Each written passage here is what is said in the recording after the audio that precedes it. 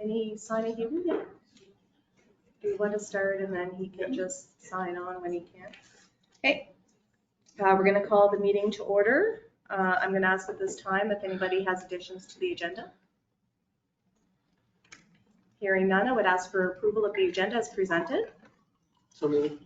Okay, so we have a mover. Do we have a seconder? Seconded. Okay, all those in favor, please signify by saying aye. Aye. Contrary minded. The agenda is approved. We do have one gallery presentation this evening, and it will, we have some presenters that are participating virtually. So we have Paul, Dave, and Adam. Welcome this evening. So we understand you are going to be giving us a little bit of information for PVSC, and I'll just hand the floor over to you just to introduce yourselves. And Thank you, Your Worship. Pleasure to be here this evening. I'm here with Adam Hanna, who's our Assistant Director of Assessment. Unfortunately, our new Director of Assessment, Dave Penny, couldn't be here this evening. He got called away to Dartmouth for meetings. I'm Paul Baisley. I'm the Municipal Account Manager. I've been with PVSC for about 7 years, and I think Adam for about 14 years. So Adam, say hello. Hi, like Paul said, my name is Adam Hanna. I'm the Assistant Director of the Role and Data Maintenance. So our team looks after the initial appeal reviews, the building permit inspections, and the inquiries, both municipal and property owner inquiries for the province. So yeah, like Paul said, I've been here for 14 years. So I understand Terry is going to roll the slides for us upon my instruction or Adam's instruction. I'm gonna lead us off, and then I'm gonna pass it over to Adam. And we're gonna go through it very quickly. So I think Terry, we may move along quite swiftly because Melissa has given us our time limit, so to speak. So Your Worship, if we take too long, just gavel us out. you bet. So I'll get started, and what we're going to talk about today is a little bit about property assessment in Nova Scotia. Adam's going to give you some numbers from your assessment role, and then Adam will talk a little bit about the CAP assessment program, and we'll open it up for questions if there's time. All right, Terry. So PVSC was created under the Property Valuation Service Corporation Act, and we're responsible for assessing all the property in Nova Scotia as per the Nova Scotia Assessment Act. You are legislated as a municipality by the Municipal Government Act. We are by the Nova Scotia Assessment Act. There's a little bit of sort of interaction between the two, but not a whole lot. We're municipally funded by all 49 municipalities. We are an independent, not-for-profit corporation. We're governed by a board of directors. There's actually 10 directors, I believe, right now. And some of you may know the Deputy Mayor of Mahone Bay, Joe Feeney. He's our chair of the board this year. We have approximately 130 employees, and they work remotely in 62 communities, and they cover all of Nova Scotia. So what we do and what we don't do at PVSC, we deliver an assessment role to all 49 Nova Scotia municipalities. We do that by December 31st each year. We deliver this year almost 640,000 assessment notices to Nova Scotia property owners each January. Just a month ago, we delivered those 640,000. We administer the CAP assessment program and the Seasonal Tourist Business Designation Program on behalf of the Nova Scotia government. It's their legislation, we administer it. What we don't do, we don't have the authority to set tax rates, collect taxes, create tax policies, or provide tax relief. That's all under your purview and under the legislation that allows the municipalities under the Municipal Government Act. That's your legislation in respect to tax rates and tax policy. Sometimes we get questions from taxpayers about taxes. We tend to relate or pass those on to the municipalities to answer. We stick to assessment. So under the Nova Scotia Assessment Act, we're required to assess at market value. All properties are assessed at market value. There's two parts to that definition. First, the Act the Act states that market value is the amount which, in the opinion of the assessor, would be paid if it were sold on a date prescribed by the director. I'll get into that date on the next slide. In the open market by a willing seller and a willing buyer. So they're arm's length transactions. We review every sale in the province, and we use those open market sales to determine where the market is going, what the trends are, what market values for individual properties as well. Things like tax sales and foreclosure sales and most family sales are not considered to be open market transactions, and we don't typically use them in our analysis of market trends. Also, the assessment shown on the roll shall be the assessment that reflects the state of the property, the physical state of the property as it existed on the first day of December, immediately preceding the filing of the roll. So for the January roll that we sent out just a month ago, it reflects the physical state of the property as at December the 1st, a month before the roll goes out. So speaking of the prescribed date by the director, we have two important dates. The director sets a market value date, which is called the base date. So the value for the 2023 roll that just went out, the value on January 1st, 2022 is the base date, and it's based on all the sales, or the market value date, January 1st, is based on all the sales that took place over the 2021 calendar year. So that gets a little confusing sometimes, but the 2023 roll that just went out is based on all the sales that we reviewed during the base year, which was during 2021. That's all the sales that occurred in 2021. And then there's the state date. I talked about the physical state of the property as at December 1st. So you take the market value date and the market value of the property plus the physical characteristics or the state date, and that culminates in the assessment roll, which we sent out this year on January the 9th. So then that starts the appeal period, and property owners have the opportunity under the Act to appeal their assessment within 31 days once the notices are mailed out. So from January 9th this year to February 9th was the appeal period. All the appeals are in now. The appeal period is over, and we're starting to take a look at those appeals. Next slide there, Terry. So let's think back to 2021. I mentioned that 2021 is the base year for all the sales that occurred to set the market trends. You were reading the newspapers and watching the media just as we were. So in 2021, these are the type of headlines we're looking at. Soaring material costs, home prices and sales remain high. This is the busiest year ever for the housing market, up 18%. So that's what you're reading and seeing. So let's look at what actually happened. So this slide shows where the markets went, or the sales trends for the years going back to 2013. When the pandemic started, our data scientists wanted to follow and see where the sales prices were going to go. So they went down back to 2013 and they plotted the points on the graph here as to sales price trends. So through 2014 at the bottom there, you'll see the red and the black line. That's historic black line plus anticipated red line. So through 2014, 2016, 2018, they pretty much moved in lockstep with each other, up and down for seasonal trends a little bit. Then in 2018 to 2020, it started to go up slightly.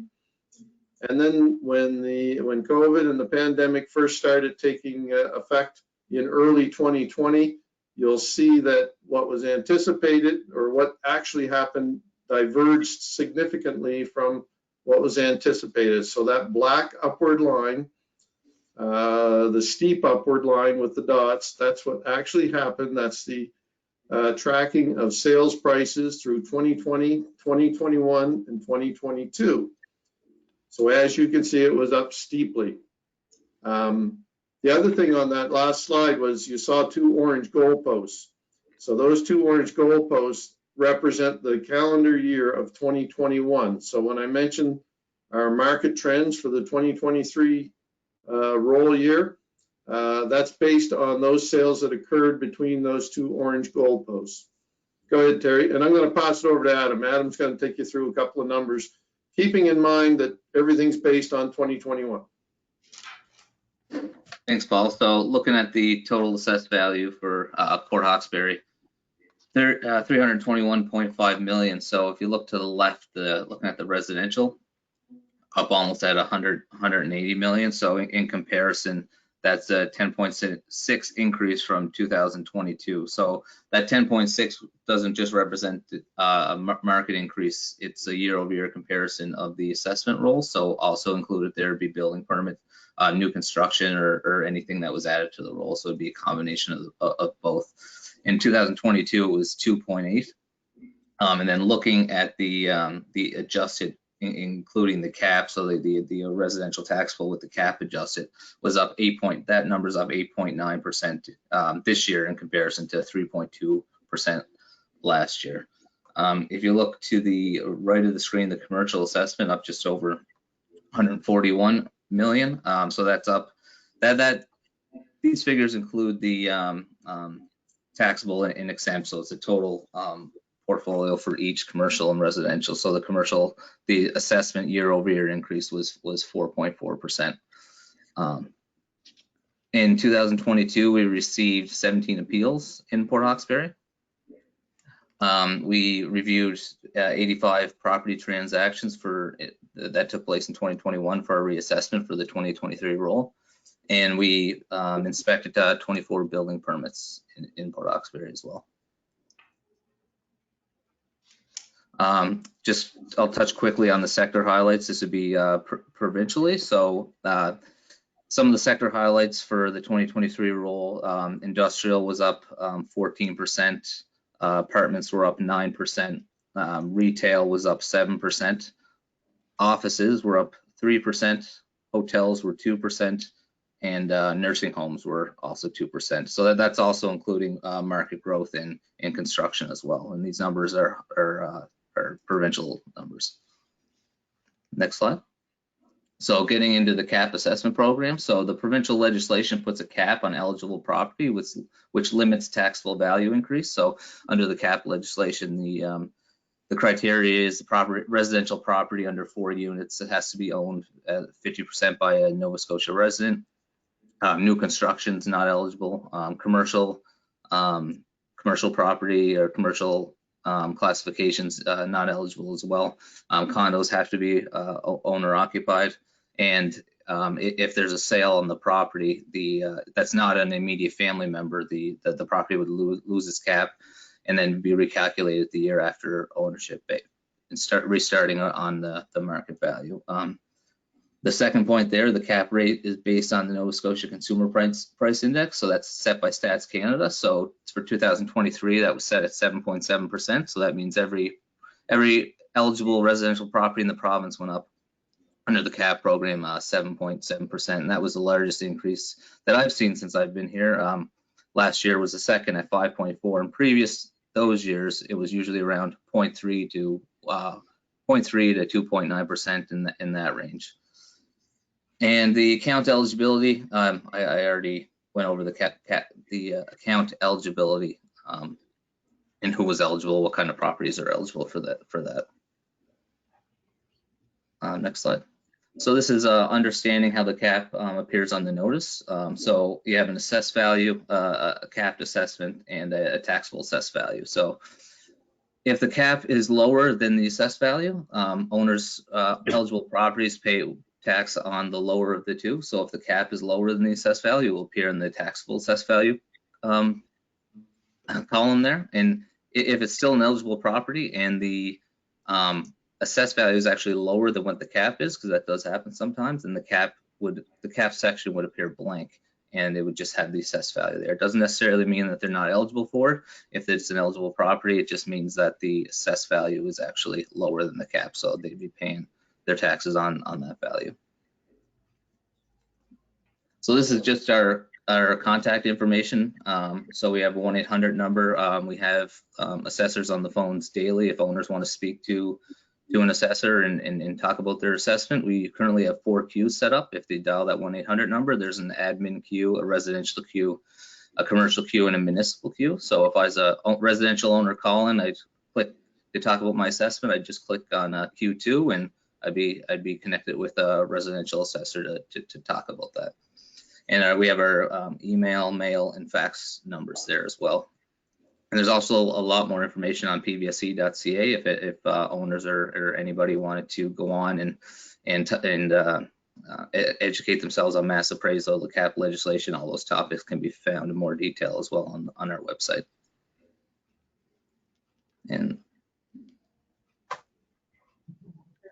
that's the end. If anybody has any questions, we'd be happy to take them. Thanks, Adam. Thanks, Paul. So, any questions at this time? Huey, Council McDougall, or sorry, Deputy Mayor McDougall is participating virtually.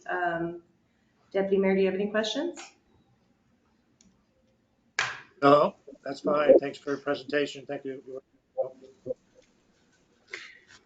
Go ahead, Yeah. Councillor. To you, Your Worship. Adam, I'm just wondering if you have, aside from the PowerPoint presentation that you shared with us, do you have a presentation that includes those more detailed numbers that you were reviewing in addition to what we're seeing on the PowerPoint? So more detail on those numbers, they would have been sent to the municipality on December 31st, I believe. What was part of the report? Yeah, we have a report that we send out in December. It's called the Municipal Profile, which includes quite a bit more detail. And each year it goes out, so you can compare year over year, that type of thing. So I think the CAO would have those if you wish to see the numbers. If not, let us know for sure. We can certainly get them. So those are the numbers you're referring to as you're going through, Adam, is that correct? That's correct. Yeah. Yes. Thank you. You're welcome. Okay, thank you. I was going to say, just as a point of interest, Adam talked about CPI and the cap. This year, 57% of your residential properties with actual improvements on it, like houses, dwellings, and that type of thing. 57% were eligible and on the cap this year versus 33% last year. And that's kind of the interaction between the large increase in market values this year versus the 7.7% CPI. So a lot of properties went on the cap this year because of that larger market increase this year.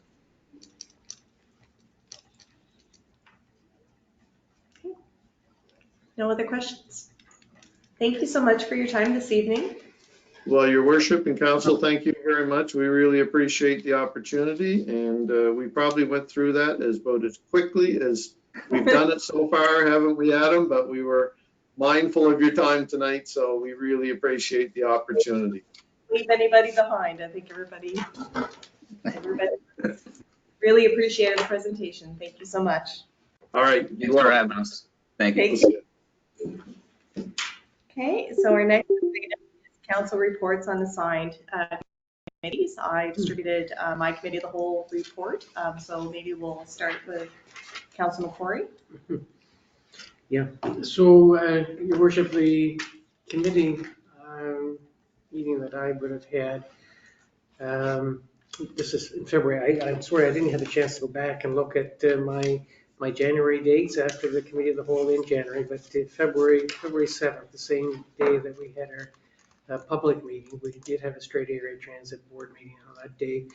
And then on the 8th, Deputy Mayor McDougall attended the Housing Coalition meeting. I was unable to attend, but he attended in my place.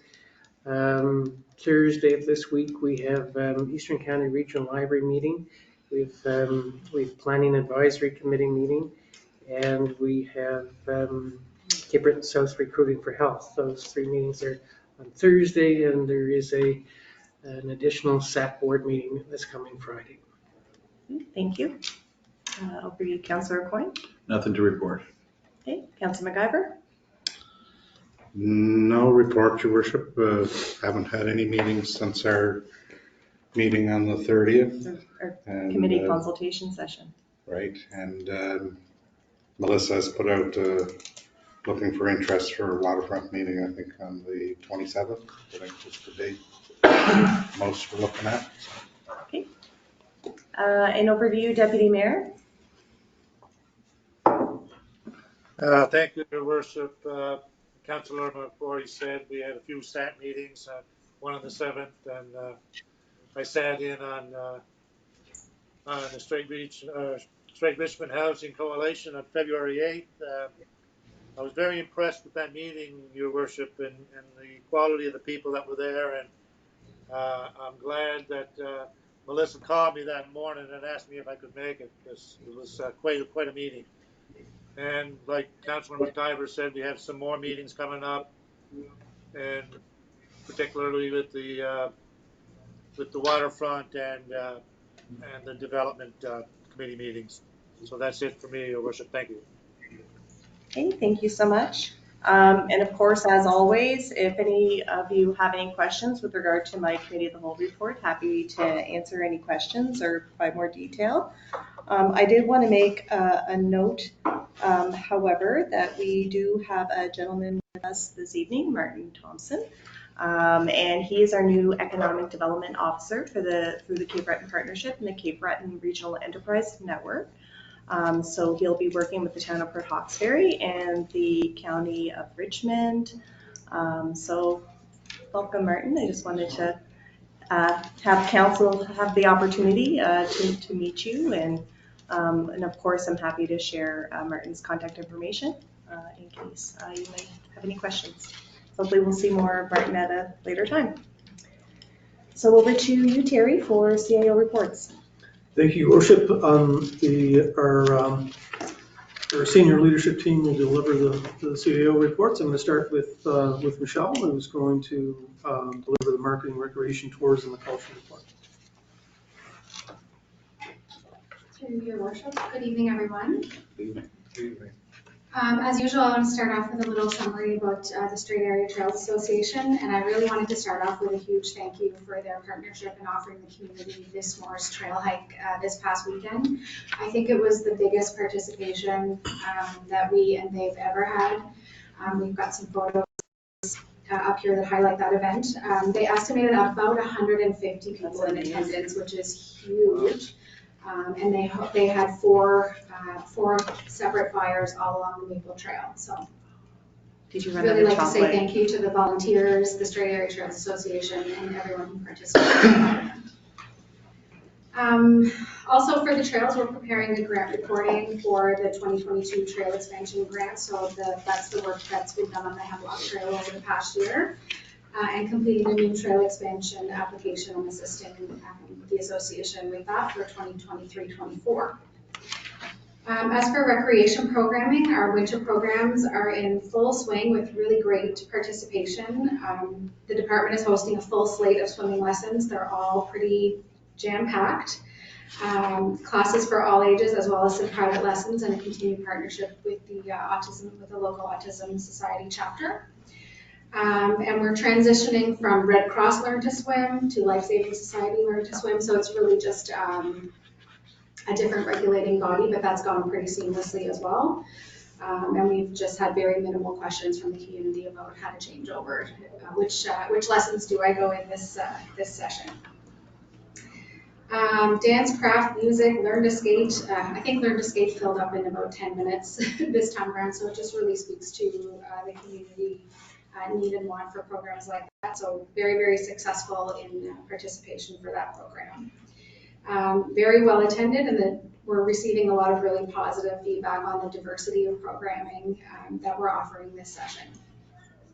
Our March break program schedule will be coming out probably in the next 3 days, but it will include day camps, inflatable bouncies at the pool, gym and swim program that's always ever popular. family paint parties, open gym time, and extra free swims and skates.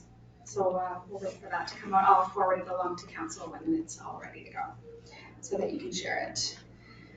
The pool is also now open 6 days a week, and the staff have been booking a lot more group and birthday parties. So it's really just ramping up.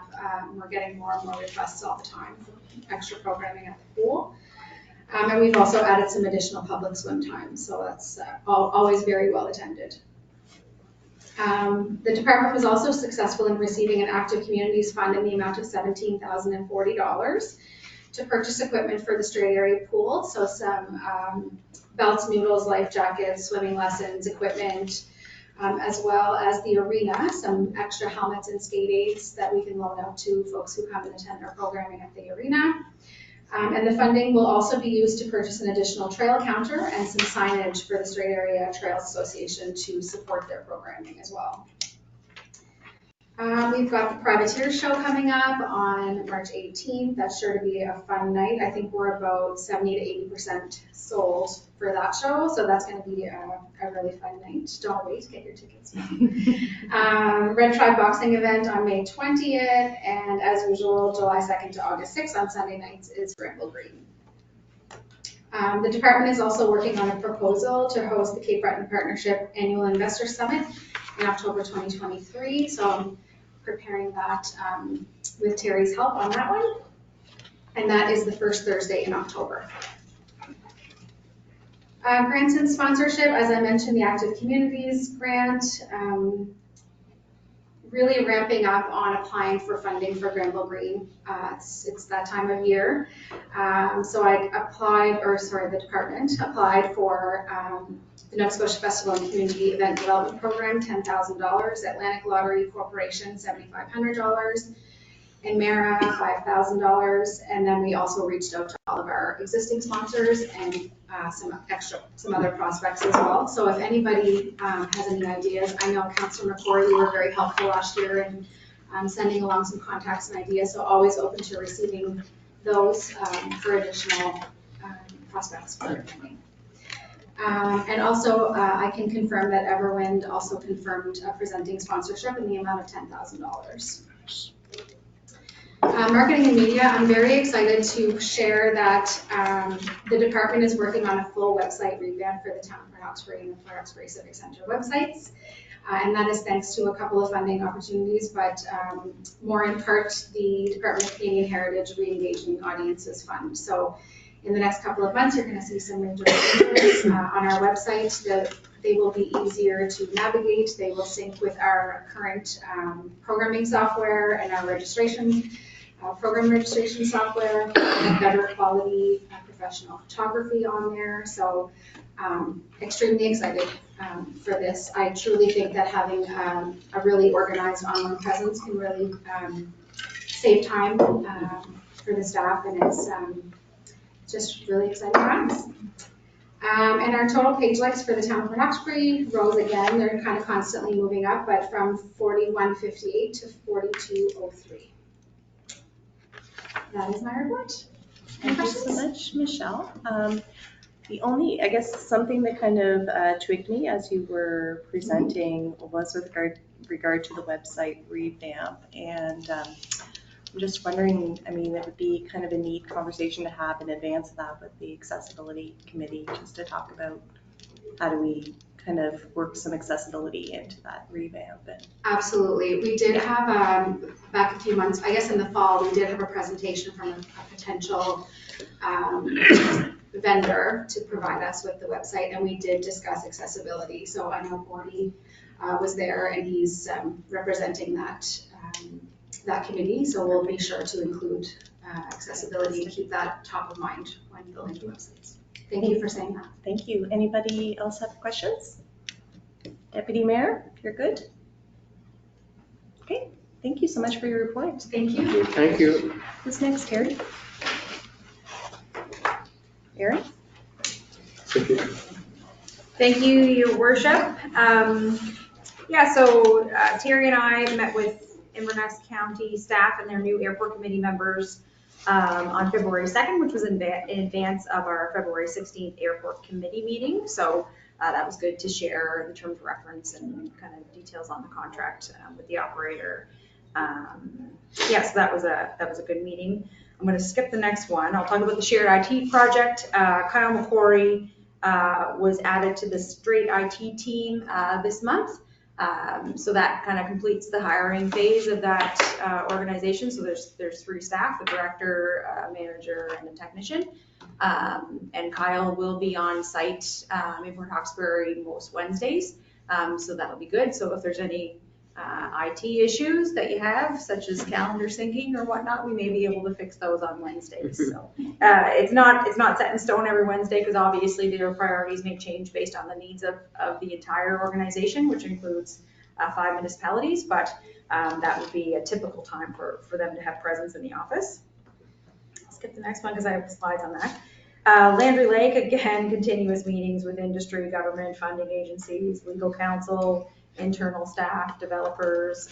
So there's a consistent amount of work and integration with other levels of government around the exciting developments in green hydrogen.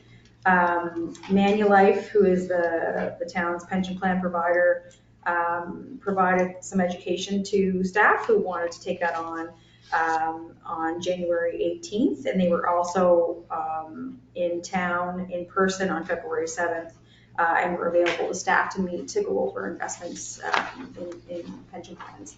I'll move on to budget, and then I'll talk about external audit.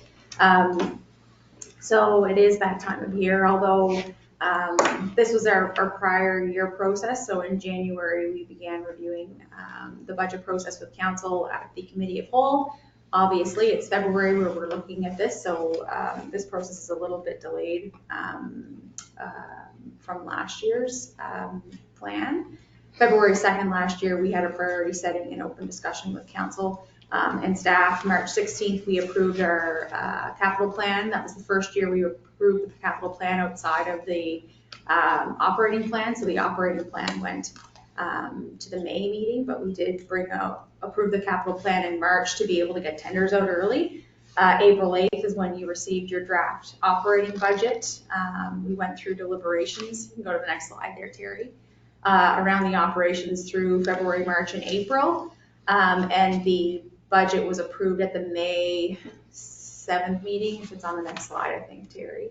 May 10th meeting of council. That, due to some staffing challenges we have in finance, obviously, we are a little bit delayed in that process. We were delayed in our audit, which I'll talk about next, but we're going to try to kick this off. We did meet with staff to discuss, scope out some operating and capital priorities of staff. Maybe next slide, Terry. Yeah, thank you. And I will be circulating some dates for council so we can start discussing the budget and the council priorities with staff as well. But I do know that at our last joint meeting, there was some conversation around a schedule of public consultation. So I guess before we commence our process with council, I'd like to get some feedback on moving forward with that public consultation, and we can build that into the process. So if there's any feedback from council on that, I'd appreciate it. Mm-hmm.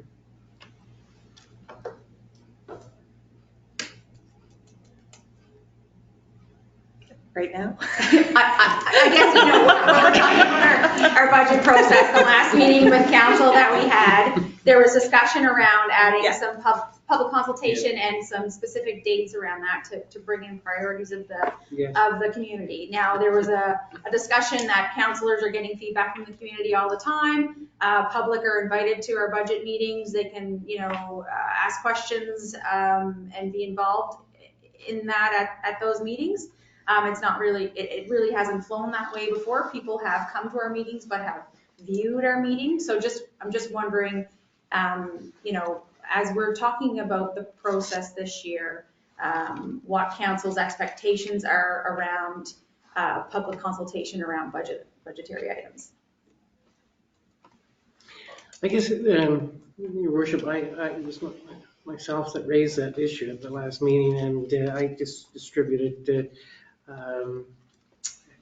forget now if it was an article in the newspaper, it was about HRM and their consultation process. And as Aaron has said, some of the councillors said, well, we already have an opportunity to gauge public's interest by just having conversations with residents, and residents are able to attend meetings. So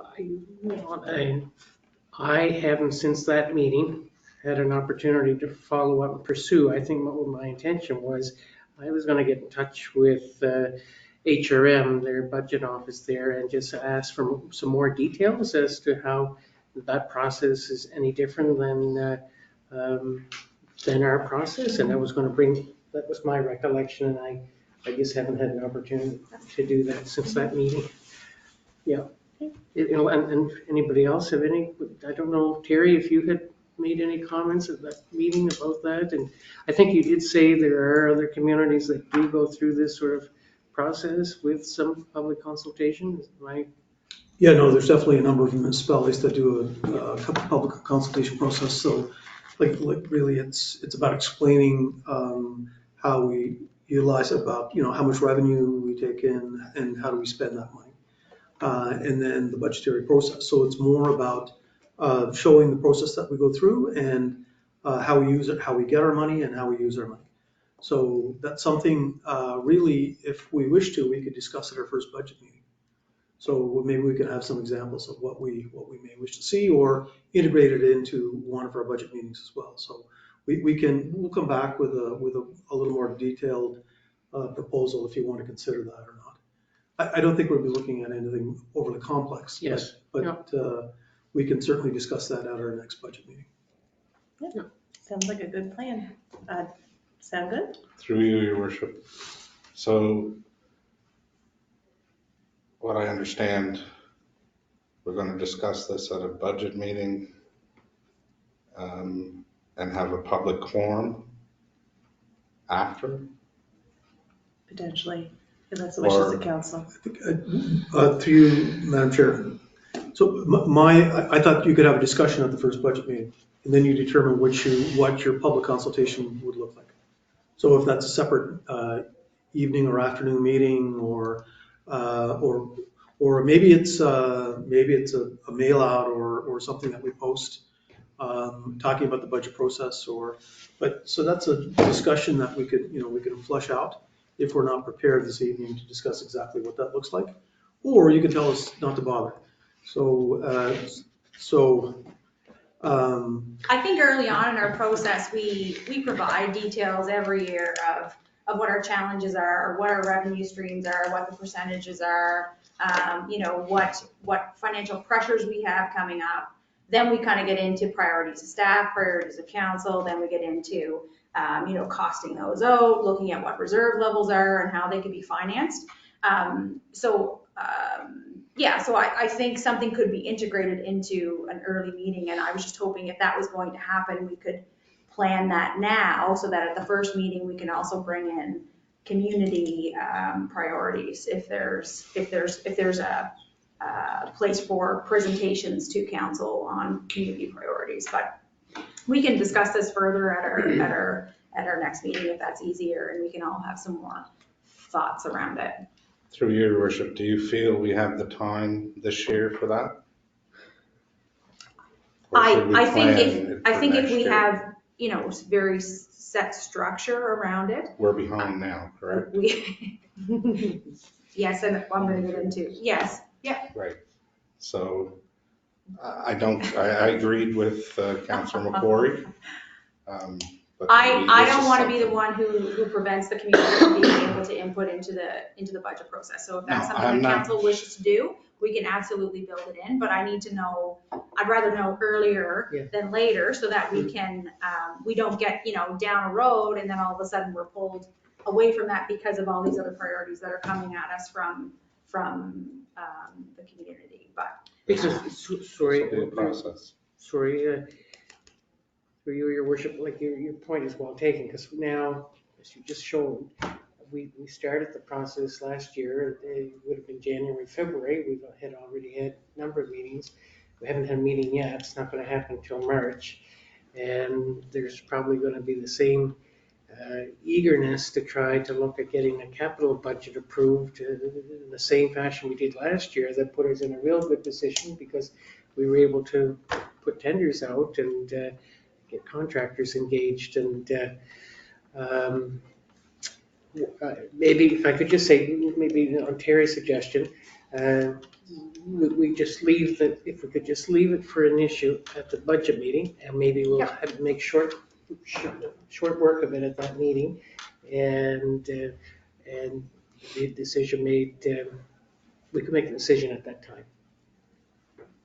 Does that sound okay? Perfect. Okay. Yep, absolutely. And maybe if we do have a target, this is the kind of engagement we'd like to have, maybe it's a step-by-step process. Maybe Sure. there's something we can do this year to start that engagement process, but maybe it's a little bit more fulsome next year. Sure. Yeah. Okay. All right. And I'm not quite finished. No, back over to you. Yeah, sorry. That's great. And again, I think typically we've had our budget ratified in June. We have been a bit ahead of that schedule the last couple of years. But yeah, I think you're aware of the staffing challenges that we've had in finance. So yeah, why we're starting a bit later than intended. And in addition to that, so we had our external auditor has been Grant Thornton. They responded to an RFP and they had a successful RFP for a 5-year period. That ended for our March 31st, 2022 year. As you know, with the challenges we've had, and our year end wasn't completed until October of this past year. We didn't do another RFP, so I'm asking for us to extend the contract with Grant Thornton to the end of the 2023, so the March 31st, 2023 year. And then I should be in a better position to RFP that for the upcoming years, but would like consensus if council could provide that to let us move forward with Grant Thornton for this year. We do have a significant accounting standard coming forward around asset retirement obligations. That is going to take a considerable amount of time, both staff and auditor. So with that, in addition to just wanting to move that along with a entity that has some familiarity with the town, I'm asking for that, for council to approve that. We have some consensus on this side of the table. Certainly here, you're okay with that, Councillor McCoy? Yes, yeah. Appreciate that. Thank you. Online, Deputy Mayor, you're okay with that? You're going to say yes. Yes, Your Worship, I'm fine. Thank you. Thank you. So, And that's it for me. Thank you. perfect. Okay, over to you, Jason. I believe you're next.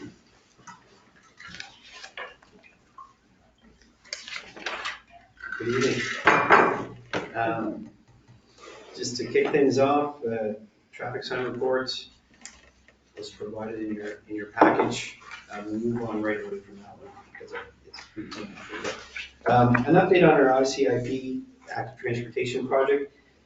We continue to work with our design consultants and stakeholders to move forward engineering and design for our next planned phases of the AT expansion. This image that you're seeing on the screen is our next planned phase that we hope to go tender with later this spring. It's called the Eastern Town Connection. What that does, it provides an accessible, safe connection for the folks in the Cardale Park with the traffic signals at Highway 4 and Reeve Street. So that would be in place of a former arrangement where there was a set of stairs there, stairs years ago, which was taken out. So this was recognized as a badly needed connection, and we've started having conversations with Killam about this arrangement, and we hope to schedule a meeting with them for next week or shortly after. That just shows kind of a bit of a 3D rendering of where and what that what may look like. So we're looking at a kind of a switchback arrangement to make sure that we're adhering to accessible slope requirements. There'll be safety guardrail or fencing along there as well. And there's some detail we have to work through on drainage, considering the amount of water that comes from the industrial park area down through that corridor. Here is another image just kind of showing that we are looking into options for continuing the AT facility along the waterfront and through the Sunset Park area, and what our connection is going to hopefully look like at Reeve Street in Granville. So we don't know what that looks like yet. There's some complicated issues that we're trying to work through, and there's meetings that we have to have with stakeholders such as Nova Scotia Public Works and some property matters that we have to attend to. The railway is another group that we've been meeting with. So just wanted to let folks know that we are moving this piece along. An update on our Public Works garage fire loss.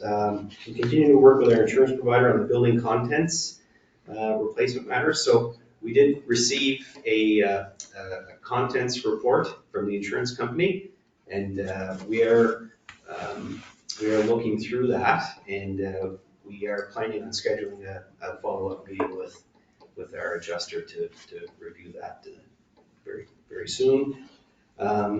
We've engaged Archibald and Fraser Architects as our design and consultant firm for starting the process to replace the building that burned on October 30th. Then we have a kickoff meeting with Archibald and Fraser this week.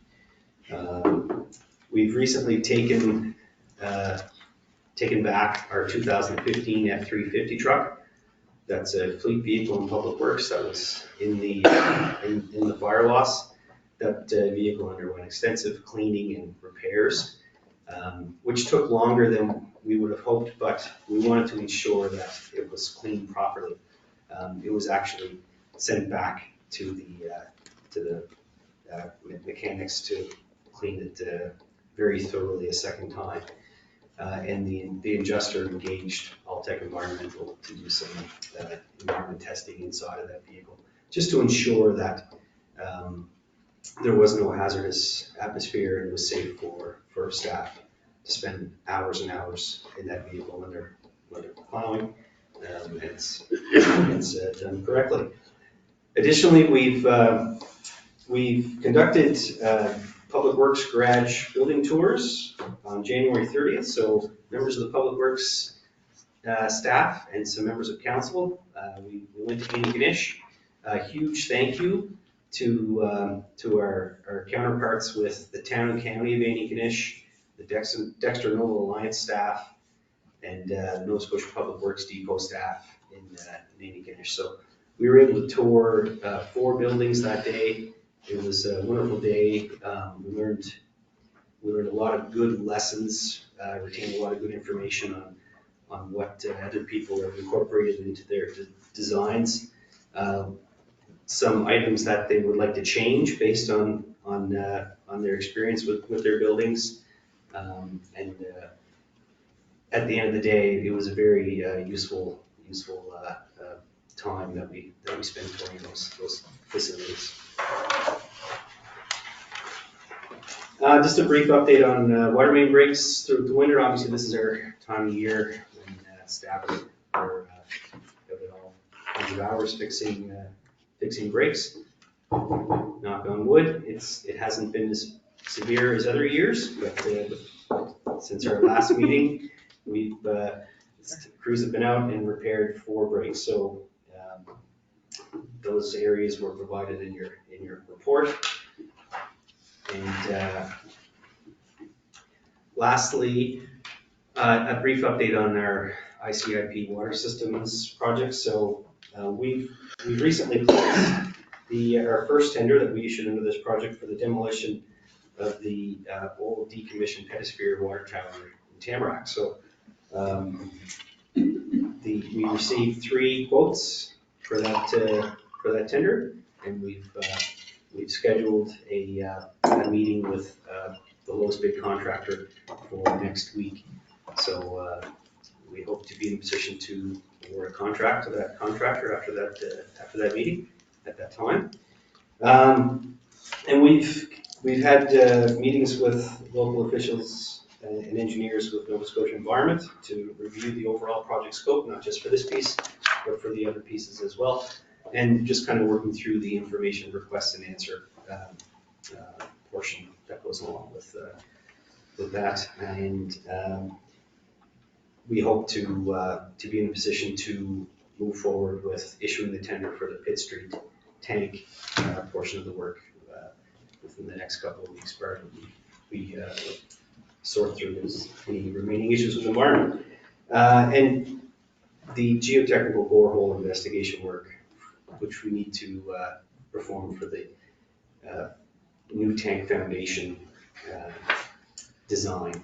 That work is underway. We've been on site doing locates, and we expect to have that information in the next couple of weeks. Lastly, a few meetings back, we asked council for a motion for consideration related to the Federal Active Transportation Fund. What we're asking for this evening is to kind of a slight change on that motion, such that it says that the mayor is going to be executing the contribution agreement on behalf of the town rather than the CAO. What that does, it just makes the process easier and smoother in relation to the criteria for the ATF fund. So slight change. The motion for consideration is that the town of Port Hawkesbury is authorized to enter into the Canada Active Transportation Fund agreement to be executed by the mayor of the town of Port Hawkesbury. That concludes my presentation. Be happy to answer any questions. Perfect. I guess on the motion for consideration, is council okay with moving that forward to our next public meeting? Yeah. Okay, perfect. Any questions for Jason at this time? Yeah, the Thank you hook, very much. just like that. Yeah, off the hook. Over to you, Gordy. Good evening, everyone. Through you, your worship. Quick presentation here. Just start with the Civic Center. I've been in discussions with Nova Scotia Power. The last couple of months, it seems since Christmas, we've been having some outages that are more related just specifically to the Civic Center, they're not complete town outages. So we've been losing power to the building, and we're not sure why. Their explanation is that they think they've made some adjustments to the feed to this section of town, and we're now fed through Point Tupper, which should take care of the problem that we've been having, but they're not sure. So they asked us to watch it for a bit, and if nothing changes, we continue to experience outages at the center, and that aren't town outages, then they're willing to come to the site and do a complete audit on the supply for the building, just this building for us. So that's something positive, something we'll look at in the future. Getting on to the food bank, our siding corners have arrived, so that should be, the boys are getting back to that this week, weather permitting. They should be back there tomorrow, actually. Our walk-in coolers and freezer installation is complete, and they're in use by the food bank staff and volunteers. I should say just volunteers. Shelving was installed, and they seem to be a big hit with the group. So interior renovations are ongoing. We've started in the with the kitchen cabinets, countertops, and we've been once we get through that, we'll move on to adding our accessible features to the washroom and doing some painting and lighting upgrades and whatever to the rest of the building, as well as relocating the oil tank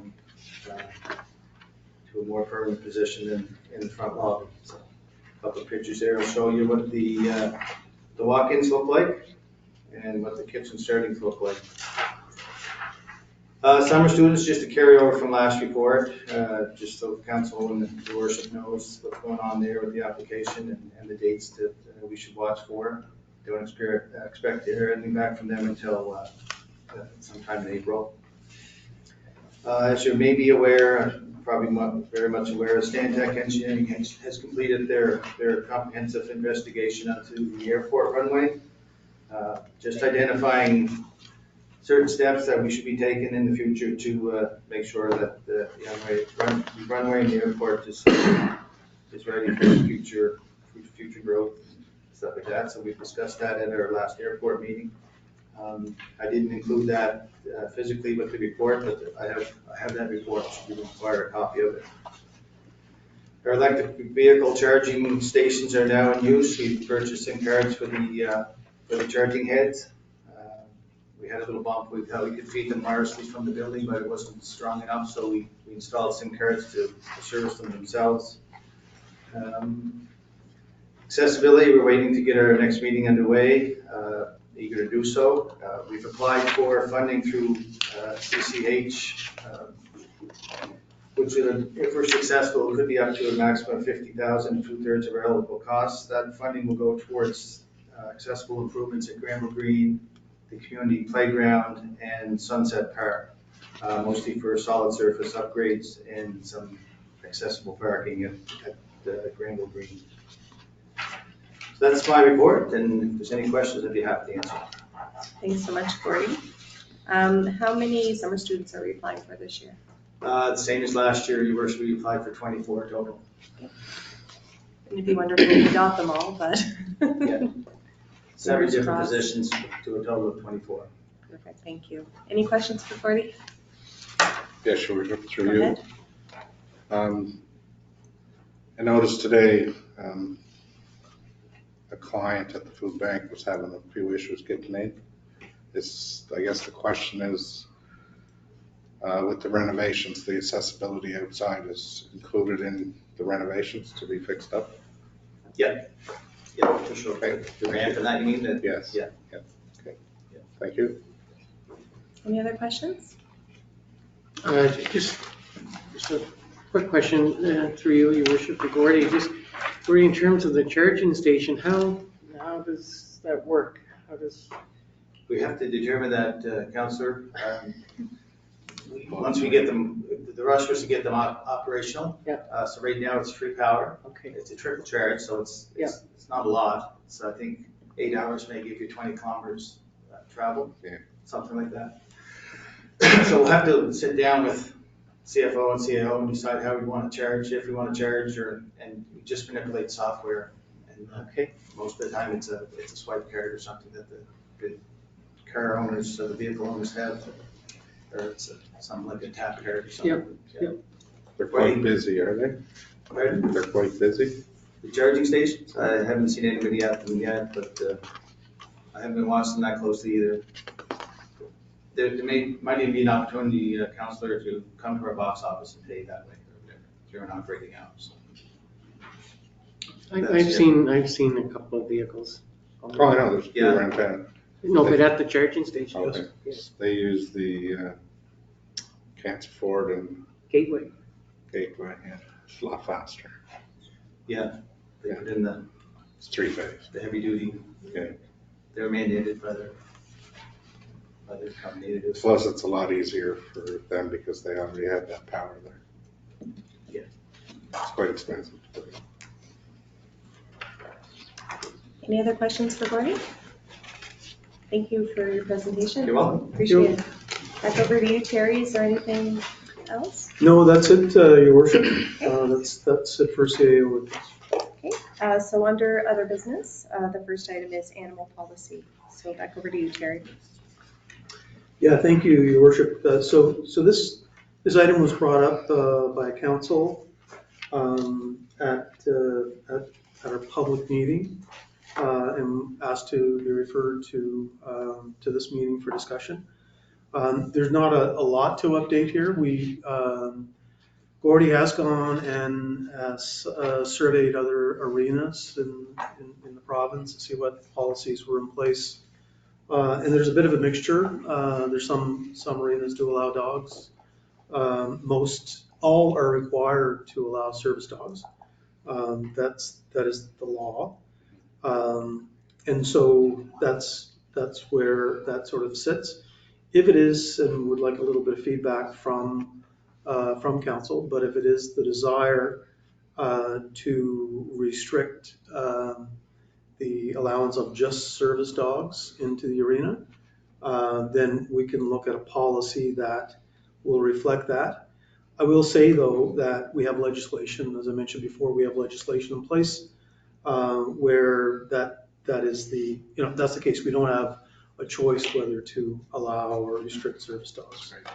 And that legislation is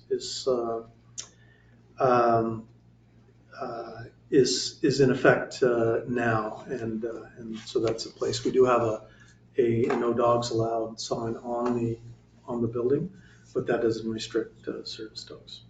So if it's the wish of council for us to have a policy over and above legislation, then we can certainly forward a draft policy with respect to that. Or if it's the wish of council to look at opening up the facility to allow dogs, like some others have, that's certainly the case, and that's certainly the trend across the province, across the country, in commercial and commercial establishments. So I just ask what the wish of council is. Sure. Thank you. Appreciate the question. So Terry's looking for a little direction from council. Maybe we'll start. Councilor McIver, did you want to weigh in first? And then we'll go over to Councilor Coyne. We don't have a policy in place now. We just follow the legislation. Yeah, we have a practice where we don't allow dogs in, and there's sometimes some discretion that's been placed on that with respect to miniature dogs that can come in somebody's coat, and some other. I think there might have been some other issues around that, so there's been some discretion around that. But typically, there's a no dogs allowed sign on that. It's the practice of the building not to allow dogs in, but we're bound by legislation with respect to service dogs. No, I'm happy the way it is. Councilor Coyne? Through your worship, I would like to put a policy in place that we only allow service animals in the building. And that it cleans it all up. And it makes it really clear to the users and to our staff. So a policy that adheres to the provincial standard. For service animals only. Okay. Councilor McCoy? Is the legislation around service animals or service dogs? Animals. Animals. Is it? No, it's actually the Service Dog Act. I'm sorry. We had that, I was confused by the discussion on chickens. The policy and rabbits. is silent Doesn't on cover that. rabbits. From our last meeting. Or gerbils. So it's specific to dogs. The act is specific to dogs. It's a Service Dog Act. Okay. So I guess going back one step, go ahead. So, sorry, just a serious question. Are there other animals considered service animals in addition to dogs? Yeah, that was my question. Do we want our policy to provide coverage for service animals so that we don't have any other little furry, well, we don't have a policy around that situations? Through your worship, my recommendation would be service animals. Councilor McIver? Do we need to have a definition of animal? No animals allowed, service dogs only. I think this, I can just comment, I think our signs say service animals only. That's right. Yeah, Yeah, that's, service animals. So I think that our policy should probably reflect our signs. that's, Back over to you, Councilor McCory. If you, So, the beginning of the concern around this issue, can be reminded how this all came about? Has this been an issue? Certainly, I can speak to it. Starting in December and then into January, I believe, we had a couple of occasions where people were bringing in their household pets. It was brought to my attention by some of the staff that this was going on. Contacted Gordy, and Gordy checked into it and found it to be fact. And that's why I brought it forward in January to try to alleviate this. It's not something, Councilor McCoy, that's happening on a regular basis, but I'm more concerned that this time of year when it's cold and wet, that when people are using our walking track, they're taking the pets with them. Okay.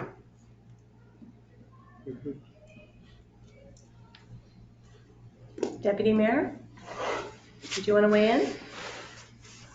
Thank you, Your Worship. Yeah, well, I don't know where to start here. I'm glad I realized where it came from, but where it originated. But getting back to the service animals versus service dogs, I'm like you just mentioned. I mean, where do we draw the line? And even with a policy, what's the policy going to say? My pet snake comforts me in my need of turmoil, so I need to have my pet snake with me. Is that part of our policy? You're not coming in the Civic Center. The pet It's a snake. service animal. It's a service animal for them. If they got a card or something that says this is my service animal that calms me down for whatever reason, then how do we stop that snake or whatever from coming in the Civic Center? It's my question. Through your worship, I do believe that all service animals are registered and they have an ID. The pet owner or the service animal owner has a picture ID as well, from what I've read. So if it's not registered as a service animal, then it's not a service animal. No, my first statement was it is a service animal and it is registered and it could be any kind of animal, is my point. So I guess to your question, Deputy Mayor, so if we only have a policy around service dogs, then that most definitely might open up a can of worms for other animals. Because if we don't have a policy specifying service animals, I don't know. Your worship, there's no No, reference. you're right, Your Worship. Be careful what we ask for. Sorry, go ahead, Terry. There's no reference to other animals within the act. Okay. So if the sign says service animals, I don't know why that was put there in 2005. But the reference in the act is to service dogs. Right. And that's the animals, the only animals that can be registered. If we want to have Then that's good. a policy with That's good. respect to all animals, we can certainly do that. No, just the service dog. So if we're only legislated to honor registered service dogs, then I think that's a moot point at this point. If you can, That's right. you move on then. So We're I guess, compelled- so I think we're compelled to follow consensus- that, Your Worship. sorry, go ahead. We're compelled to follow the act. Absolutely. So as long as our policy mirrors what we have legislated currently, then I think that covers us all. Yes. Is that enough feedback for you, Terry? Yes, thank you, Mayor. Okay. Anything else on this item? Not for me. Okay, very good. I know the next item for other business is the NSFM Advisory Committee membership. I did note to Deputy Mayor McDougall at our last meeting that once I have information, I'm happy to bring it forward to council in case any of you are interested in putting your name forward for any of those advisory committees. We don't have a definitive plan for those yet, so as soon as I have more information, I'm happy to bring it forward to council. So we'll move on to letter to municipal affairs. Over to you, Councillor Point. Thank you, Your Worship. So in discussion in the past, we as a council have been talking about a potential commercial development district. Met with John Bain a few weeks ago and asked him to clarify apartment buildings because in some sections they're commercial, they're taxed, residential. And I wanted to know if apartment buildings or mixed-use buildings would be able to be developed in the commercial development district and receive the same benefits as a commercial building. So John did have a meeting a couple of weeks ago, and the province said, as of today, any residential would not receive the same benefits, but they are open to listening. So Mr. Bain described what we were thinking about just across the way here. And it was suggested to him that it would be a good idea before we create a commercial development district to write a letter to municipal affairs asking them to allow us to include apartments, high-density housing, and or mixed-use buildings. So in our package, there is a letter drawn up. And I'm just asking for council's thoughts and if you're okay with sending this letter forward. Thank you, Councillor Point. So the draft letter is included in the package. At this point, we would ask if council has any thoughts on it or suggested changes or any issues or think it's a great idea. Maybe we'll start with you, Councillor McCrory. Sure, Your Worship. So through you, Your Worship, to Councillor Coyne, I'm just looking at the letter, the draft letter. Is there any reference? Yes, there is. It would also increase foot traffic and density in downtown areas. So let's make a reference to the opening up for high density. I think this is the direction to go, is to send a letter and just indicating that if council has that opinion, that's our interest and for the province to consider this. I think all options have to be on the table for us around trying to address housing issues. And if there is development that might occur because of a change such as this, I can only at this point think that would be a positive thing. And to me, that's just a starting point, and we can't do anything until the changes are made, but we're just wanting to The answer register. is no if we don't ask. Right, that's right. Yeah. Over to you, Deputy Mayor. Thank you, Your Worship. No, I think it's a starting point also, and we made it clear that it has to be a new buildings, new complex. So that's a good point. Thank you. Thank you, Councillor McIver. Yes, Your Worship, I agree with sending the letter. Okay. It's a good idea. Thank you, Councillor Coyne. Obviously, I feel it's a good idea, yes. But I should ask. You never know, you could have changed your mind in the last 5 minutes. Very good, so we can move this forward for ratification at our next public meeting, and in the interim, have a letter prepared to be sent. Thank you. If council sounds like the council's unanimous in that, on that agenda item. So anything left, Councillor Point, That's on good, that thank item? you. Okay, we'll move on to Reeve Street Pilot Project. Over to you, Councillor McIver. Yes, Your Worship, I put that on. You did. Through you, I guess. Terry, we haven't seen any correspondence from the province about our last meeting, about the problems that we were seeing with Reeve Street. Through your worship, we have not. We have not received anything from Department of Public Works at this point in time. I would suggest that if it's the wish of council, and I don't believe we need a motion for that, I can draft a letter to Public Works officials asking for an update. Or if it's a wish of council, we can have a motion at our next meeting to send a letter to the minister from council as a whole.